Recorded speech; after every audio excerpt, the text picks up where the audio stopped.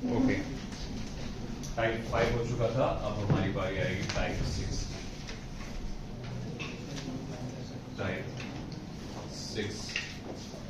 Type 6 में कैसा होता है तो देखिए बेटा, यहाँ पे हमारे पास एक इंक्लाइंड सरफेस होता है।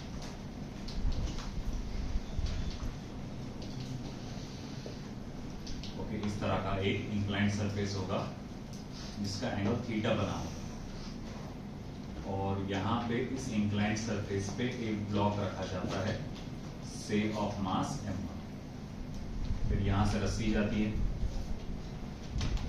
यहाँ से पुली अटैच है, और फिर यहाँ से ब्लॉक m2 नीचे इस तरह से लटकता है। अब अगर मैं कहूं कि थोड़ी देर के लिए कौन किसे खींचेगा, तो हम देखेंगे, देखो भाई यहाँ जो वजन है m2g, ये इस डायरेक्शन में ब्लॉक को नीचे खींच रहा होगा, है ना। ब्लॉक m1 जो है उसका जो वेट है इस तरफ नीचे लग रहा होगा m1g, तो ब्लॉक इस डायरेक्शन में मूव करता है क्या? नहीं, ब्लॉक तो इस डायरेक्शन में मूव करता है, तो मुझे पता लगाना पड़ेगा कि इस डायरेक्शन में वेट कितना है। नीचे के डायरेक्शन में कितना वेट है m1g, मुझे इस डायरेक्शन में वेट कितना है वो पता लगाना है। इसके लिए मैं दो कंपोनेंट्स बनाऊंगा, एक ये, एक परपेंडिकुलर है और एक आपका हॉरिजॉन्टल। देखो, अगर इसे मैं थोड़ा सा और नीचे खींचूं, ये थीटा है, ये 90 है, और ये एंगल कितना हो जाएगा 90 माइनस थीटा, या इसे पूरे को भी बोल सकते हैं आप 90 माइनस थीटा। ये और ये लाइन आपस में परपेंडिकुलर, ये और ये लाइन आपस में परपेंडिकुलर। ये एंगल कितना बताया मैंने 90 माइनस थीटा, तो फिर ये एंगल कितना होगा गुड, ये थीटा। अब आपको मालूम है ये वेट m1g है, तो फिर ये कंपोनेंट क्या बन जाएगा, very good, m1g cos theta, और ये क्या बन जाएगा। मतलब अब यहाँ पर ये समझ में आ रहा है कि m2g जो वेट है m2 ब्लॉक का, ये पूरे सिस्टम को या इसको नीचे खींच रहा है, और इसका जो वेट का कंपोनेंट है m1g sin थीटा, वो उसे क्या कर रहा है, अपोज कर रहा है। तो अब अगर मुझे कहा जाए कि आप कैलकुलेट करके बताइए एक्सेलरेशन ऑफ द सिस्टम, तो मैं कैसे निकालूंगा। मान लो थोड़ी देर के लिए m2g बड़ा है m1g sin थीटा से, तो मैं कहूंगा नेट पुलिंग फोर्स क्या आएगा, m2g, बोलो सही जा रहे, m1g sin theta upon mass of the system that is m1 plus m2। तो ये मेरे पास एक्सेलरेशन ऑफ द सिस्टम का फॉर्मूला आ गया, आया समझ में, है ना। और जैसे कि मैंने अंदाजा लगाया कि ये नीचे जा रहा है और ये ऊपर जा रहा है। कभी कभी आपके दिमाग में आता होगा कि सर अगर मुझसे अंदाजा गलत हो गया तो क्या, मैंने ये सोचा था कि ये नीचे जाएगा मगर इन रियलिटी ये तो ऊपर जा रहा है। तो अगर आपका अंदाजा गलत है तो वो ऑटोमेटिकली आपको बता देगा। वो कैसे बताएगा, उसका आंसर माइनस में आ जाएगा। अगर आंसर माइनस में आपने अंदाजा लगा कि ये नीचे जा रहा होगा, ये ऊपर जा रहा है करके, आपने पूरा कैलकुलेशन किए और आपने देखे कि आंसर क्या में आ रहा माइनस में, तो समझ जाओ कि आपका अंदाजा क्या था, गलत था। मगर उससे कोई फर्क नहीं पड़ने वाला। आप टेंशन निकालना चाहते हो, कुछ भी निकालना चाहते हो, आप एज इट इज वैल्यू डालो, माइनस के साथ डालो, कोई आंसर पे फर्क पड़ेगा नहीं, जैसे कि वैसे रहेगा। ठीक, अब ये हो गया एक्सेलरेशन। रही बात टेंशन, तो फॉर टेंशन, अब टेंशन इन द स्ट्रिंग हम लोग कैसे कैलकुलेट करेंगे। तो मैं टेंशन दोनों जगह से कैलकुलेट कर सकता हूं, m1 ब्लॉक पे से भी और m2 ब्लॉक पे से भी। पहले मैं कोशिश करूंगा m1 ब्लॉक पे से कैलकुलेट करने के लिए। तो ये है मेरा m1 ब्लॉक का फ्री बॉडी डायग्राम। मैं ये जानता हूं कि इस साइड में रस्सी इसको खींच रही है, तो रस्सी जो फोर्स लगाती है या रस्सी को जो फोर्स जनरेट होता है रस्सी में होता है टेंशन। तो मैं कहूंगा देखो इस साइड में इसको फोर्स लग रहा है T, और इस साइड में उसका वेट का कंपोनेंट इसके मोशन को क्या कर रहा है, अपोज कर रहा है। और ये ऊपर की तरफ जा रहा है। अगर ऐसा है तो ये मेरे लिए क्या बन जाएगा बेटा, एक्स एक्सिस, और ये मेरे लिए रहेगा वाई एक्सिस। तो ठीक है, total force acting along x axis क्या आएगा, बोल बेटा। नहीं बेटा, m1g नीचे नहीं आ रहा, ऊपर जा रहा होगा, तो t minus m1g sine theta. ये समझा गया, क्योंकि वो ऊपर जा रहा है, मतलब ये वाला फोर्स खींच रहा है, ये अपोज कर रहा है। तो total force acting along x axis t minus m1g sine theta. अच्छा, ये न्यूटन सेकंड लॉ के मुताबिक क्या होगा, मास इनटू, तो उसको उधर भेजो, t equals to m1g sine theta plus हो जाएगा बेटा m1a। जो चीज कॉमन है वो निकालो बाहर, यानी कि m1 को बाहर निकालो, g sign theta plus a। ये मेरे पास टेंशन कैलकुलेट करने का एक शॉर्टकट फॉर्मूला भी जनरेट हो गया। अगर मान लो कोई ब्लॉक को आप ऊपर खींचते हैं रस्सी से, तो उस रस्सी में टेंशन कितना होता है, mg प्लस a। अगर एक्सेलरेशन से ऊपर खींच रहे तो mg प्लस a। अगर कोई ब्लॉक इंक्लाइंड सरफेस पे रस्सी की मदद से ऊपर चढ़ता है, तो रस्सी में टेंशन कितना होगा, mg sin थीटा प्लस, ठीक है, जस्ट अ मोमेंट। तो अब ऐसा है कि ठीक है, ये टेंशन कैलकुलेट करने का शॉर्टकट फॉर्मूला याद रखना। इंक्लाइंड सरफेस पे कोई ब्लॉक को अगर मैं रस्सी से ऊपर खींच रहा हूं, तो रस्सी में टेंशन क्या आएगा, mg sin theta plus a। अच्छा, अगर वही रस्सी की मदद से वो नीचे आ रहा है तो mg sin theta minus a, ये याद रखना। अब अगर कोई मुझसे पूछे, अच्छा अगर मुझे ये ब्लॉक से टेंशन कैलकुलेट करना रहा तो क्या, है ना, देखो रस्सी में तो टेंशन यूनिफॉर्म होता है थ्रूआउट, और मुझे अब ये M2 ब्लॉक से टेंशन कैलकुलेट करने के लिए कहा जा रहा है, तो मैं उसको कैसे कैलकुलेट करूंगा। ऊपर की तरफ क्या फॉर्मूला लगा, सॉरी क्या फोर्स लगा, T, और नीचे अपन जानते हैं इसका क्या है, वेट M2g, और ये पूरा का पूरा सिस्टम नीचे गया है विद एक्सप्रेशन A, है ना। अब अगर पूरा का पूरा सिस्टम नीचे गया है with expression A, total force acting along x axis क्या हुआ फिर, m2g माइनस t। अब आप बोला करो, आप बेटा बोलो, मैं कॉन्फिडेंटली बोला करो क्या आएगा फॉर्मूला। तो total force acting along x axis क्या रहेगा, m2g minus t। According to Newton second law में क्या लिख सकता हूं उसको, m2a। तो अब t को उधर लेके जाओ, इसको उधर लेके आओ, t is equals to m2g minus m2a। अब क्या करना है, m2 को कॉमन निकालो, g minus, so this is the tension in the string. ऐसा समझ में आपको, है ना। तो यहां पर हम लोग ने देखा टेंशन कैलकुलेट करने के दो अलग अलग फॉर्मूले। ओके, चलो कॉपी दैट, जब तक मैं आए क्वेश्चन लिखता हूं उसका। तो टाइप 6 पे बेस्ड हमारा पहला question, two bodies of masses 4 kilogram and 2 kilogram, sorry 1 kilogram are connected by a light string going over smooth light pulley at the end of an incline, theta equals to 30 degree.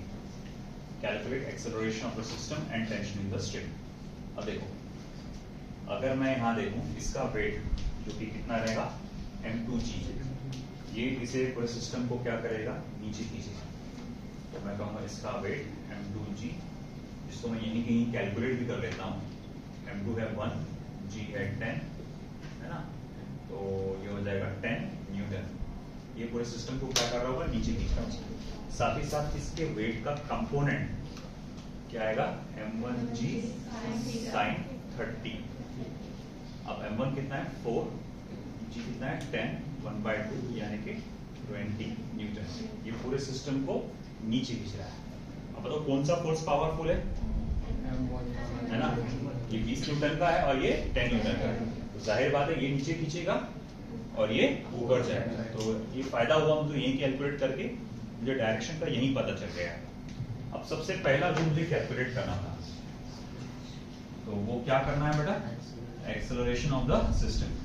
तो मैं लिखूंगा m1g sin theta minus m2g upon m1 plus m2।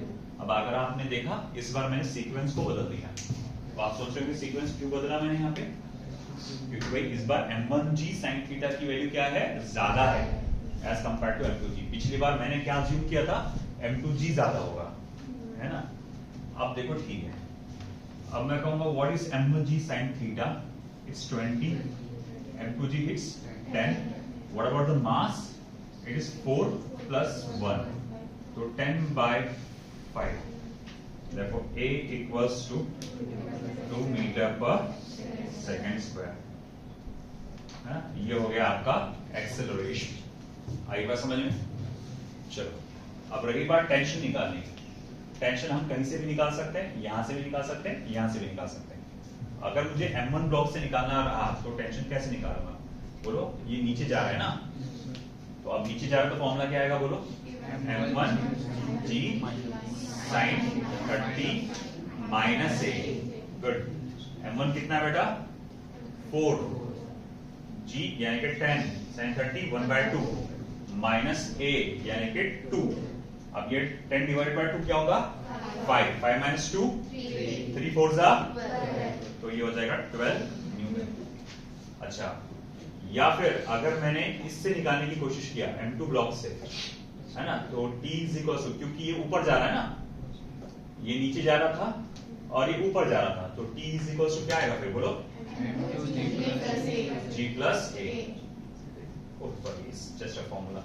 हाँ, तो T is equal to M2 कितना बेटा? 1, G कितना है? 10 2, यानी कि कितना अगेन? 12। तो चाहे तुम इससे निकालो चाहे उससे निकालो, आंसर तो क्या आ रहा है? सेम। चलो देख लो।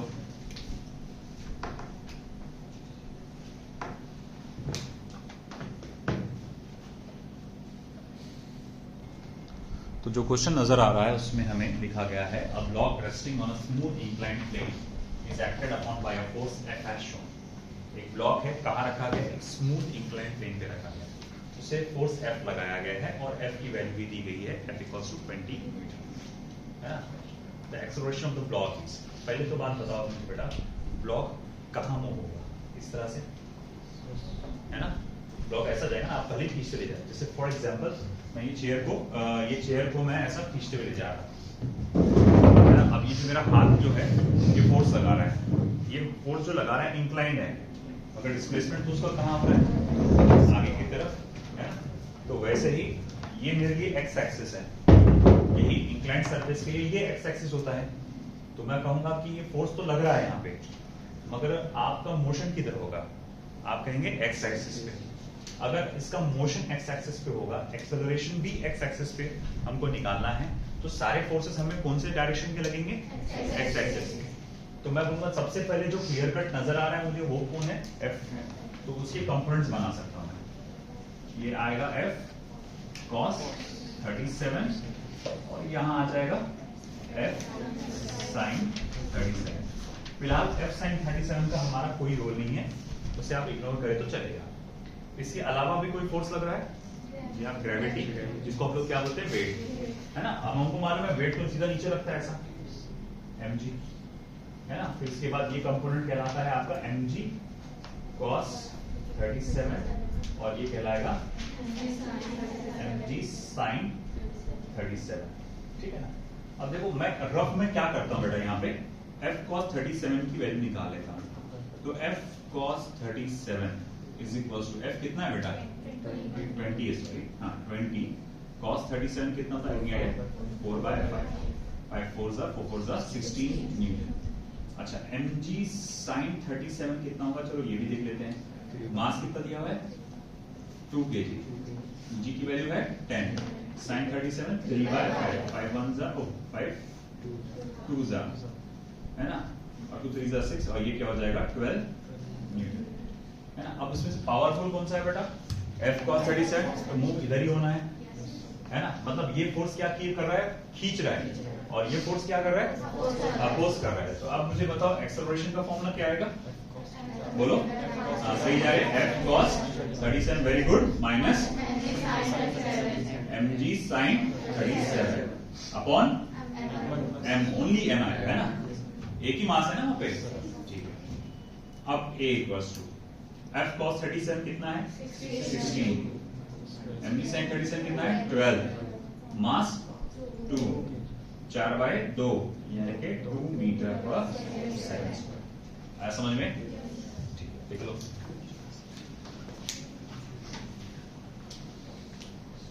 चल अब देखते हैं यहाँ पे एक्सेलरेशन ऑफ 500 ग्राम ब्लॉक।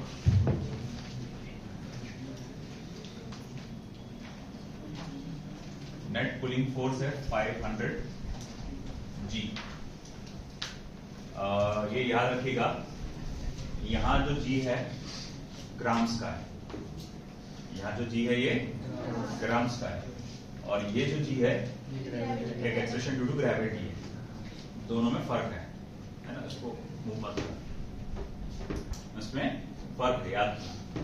ये 500 जी पुल कर रहा है और 100 जी साइन 30 और 50 जी, और ये 500 जी है ना, तो 50 जी और 100 जी साइन 30 इसको अपोज करेंगे।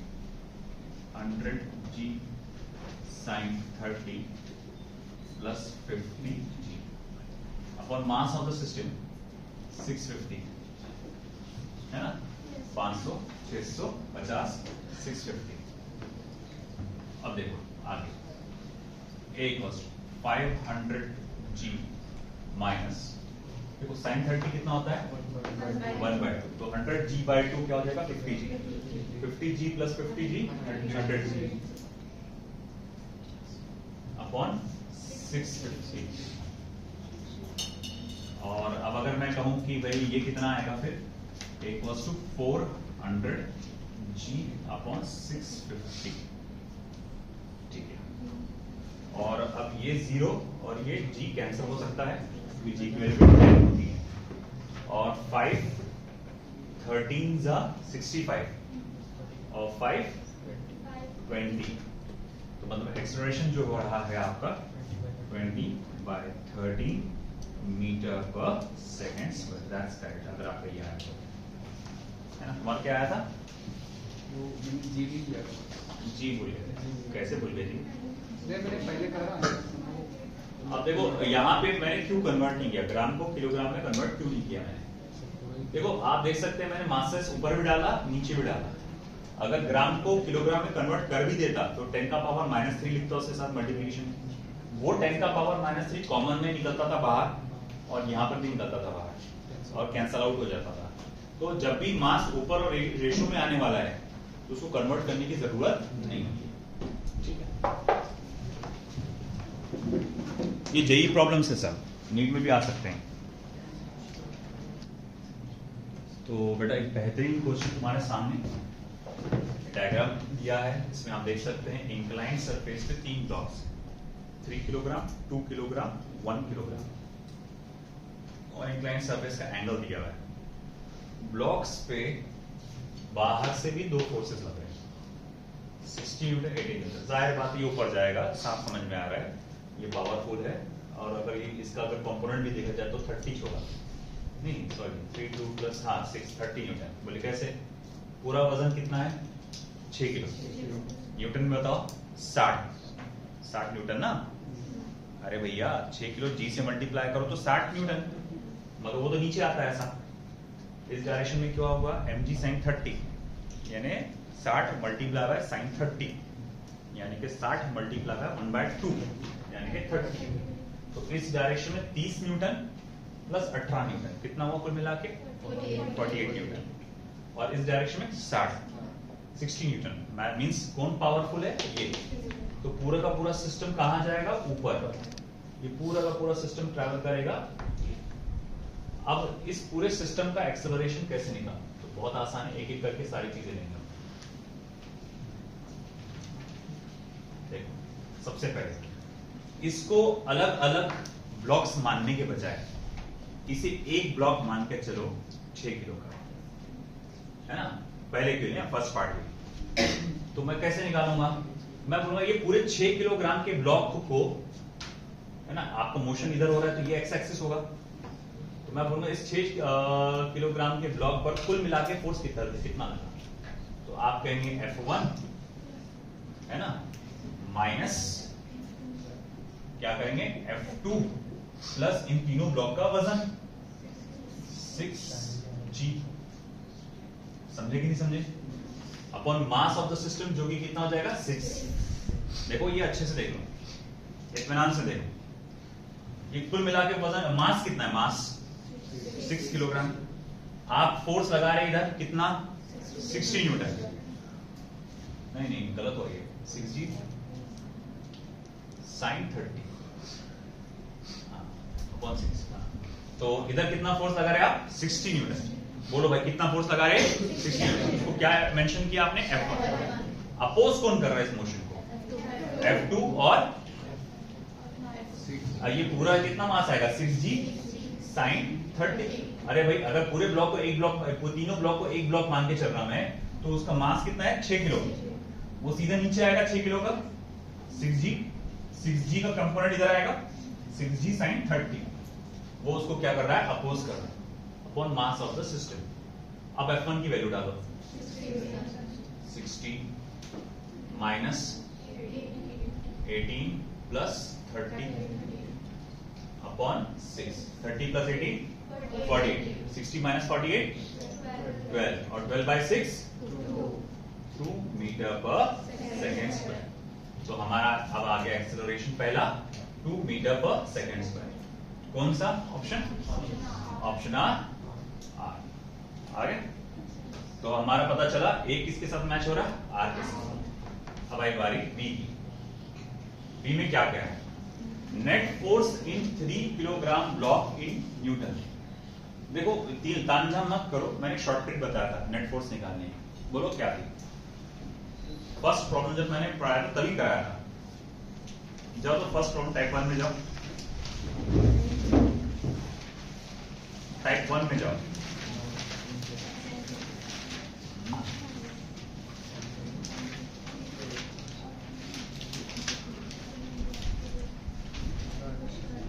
टाइप 1 में जाओ, क्या था? Mass into acceleration. मैंने बोला था भूल जाओ क्या फोर्स लग रहा है, एकदम शॉर्टकट बताता। नेट फोर्स निकालना है तो उस ब्लॉक का मास लो, उसे एक्सेलरेशन से मल्टीप्लाई करो। तो net force acting on 3 kilogram block, तो इसका क्या आएगा? मास इनटू एक्सेलरेशन, यानी 3 मल्टीप्लाई बाय 2 यानी कि 6 न्यूटन। अब ये 6 न्यूटन इसमें नहीं है, तो फिर ये अपना जाएगा कहां पर? टी पे। तो ये जाएगा आपका आंसर इसका टी। तो ये जा रहा है मेरा T option, none of this. अब आता है अगला, normal reaction between 2 kilogram and 1 kilogram block in newton. मतलब यहां निकालना है। अब ये नॉर्मल रिएक्शन हम 2 से भी निकाल सकते, 1 से भी निकाल सकते, मगर 2 से निकालने के लिए यहां का नॉर्मल रिएक्शन चाहिए होगा, तो मैं एक वाला पकड़ता हूं।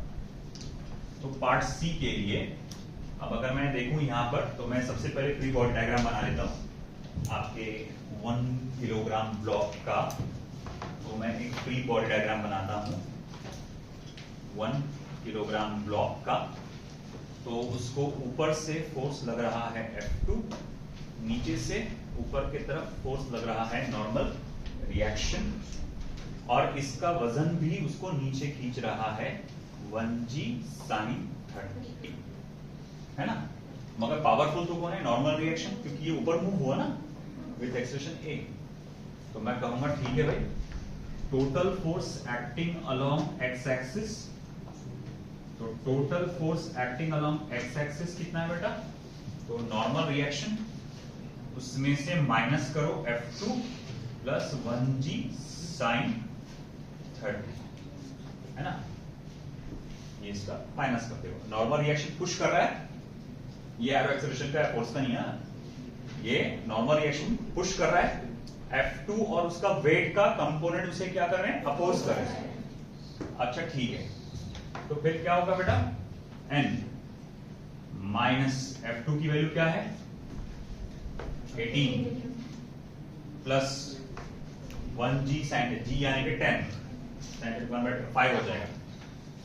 18 प्लस 5 यानी कि कितना हुआ? N minus 23।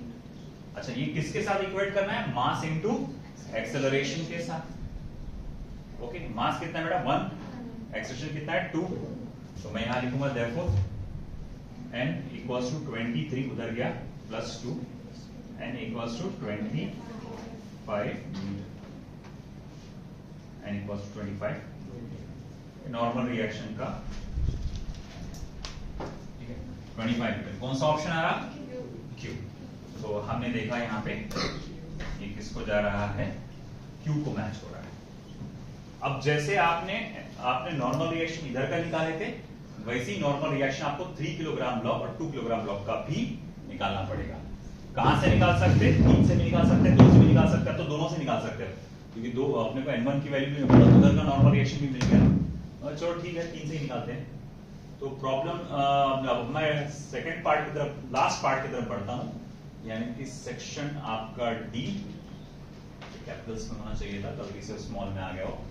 तो सेक्शन डी, जिसमें मैं देख सकता हूं कि मेरे पास 3 किलोग्राम का ब्लॉक है, 3 किलोग्राम का ब्लॉक है, उसको यहां से फोर्स लग रहा है F1 = 60 न्यूटन, और यहां से फोर्स लग रहा है नॉर्मल रिएक्शन, और इसके अलावा इसका जो वजन है 3g sin 30, ये भी उसको नीचे की तरफ खींच रहा होगा।